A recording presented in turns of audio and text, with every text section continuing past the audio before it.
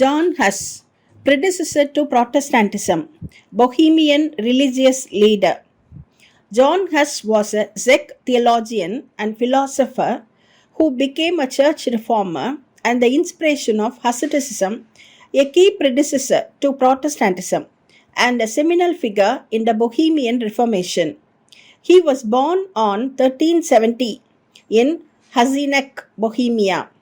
His work was transitional between the medieval and the Reformation periods and anticipated the Lutheran Reformation by a full century. About 1390, he enrolled in the University of Prague, and 2 years after his graduation in 1394, he received a master's degree and began teaching at the university. He became Dean of the Philosophical Faculty there in 1401 and became the preacher at Bethlehem Chapel, Bohemia. At this time, the University of Prague was undergoing a period of struggle against German influence and an intense rivalry between German masters, who were regarded as enemies of church reform, and the strongly nationalistic Czechoslovakian masters, who were enthusiastic readers of the philosophical writings of John Wycliffe. Hus was particularly impressed by Wycliffe's proposals for reform of the Roman Catholic clergy. When he discovered the Bible, he said, "When the Lord gave me knowledge of scriptures, I discharged that kind of religious stupidity from my foolish mind." He began increasingly to trust the scriptures, desiring to hold, believe, and assert whatever is contained in them as long as I have breath in me.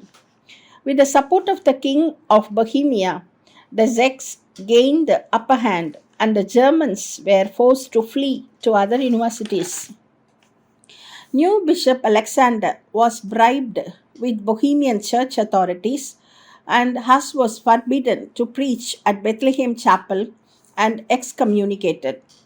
Hus further argued that the Czech people were being exploited by Pope's indulgences. Then Hus withdrew to the countryside toward the end of 1412. He spent the next 2 years in feverish literary activity. The most important was Opus de Ecclesia on the church, which he sent to Prague to be read publicly. In it, he argued that Christ alone is head of the church, that a pope, through ignorance and love of money, can make many mistakes, and that to rebel against an erring pope is to obey Christ. In November 1414, the Council of Constance assembled, and Hus was urged by Emperor Sigismund to come and give an account of his doctrine. Because he was promised safe conduct, Hus went, but he was immediately arrested and he remained imprisoned for months. He was asked to recant his views. He wasn't given a chance to explain his ideas. He finally said, "I appeal to Jesus Christ, the only judge, who is almighty and completely just.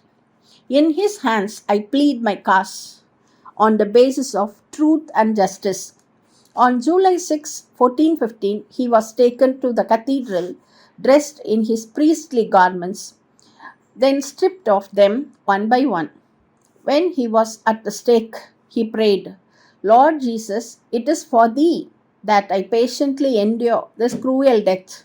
I pray thee to have mercy on my enemies."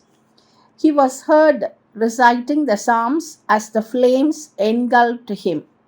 His executioners scooped up his ashes and tossed them into the lake, so that nothing would remain of him. Bohemians were furious with the execution and refused to submit to the authority of the king and the church, and fended off 3 military assaults. Some of his followers formed the Union of Brethren, which became the foundation for the Moravian Brethren, who would play an influential role in the conversion of the Wesley brothers, among others.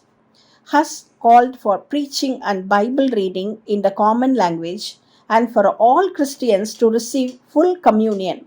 He opposed the sale of indulgences. His teachings had a strong influence on the establishment of a reformist Bohemian religious denomination, and 100 years later, Martin Luther himself. Martin Luther once wrote about John Hus. I could not understand for what cause they had burnt so great a man who explained the scriptures with so much gravity and skill. Hus preached key Reformation themes like hostility to indulgences a century before Luther drew up his 95 Theses. Thank you.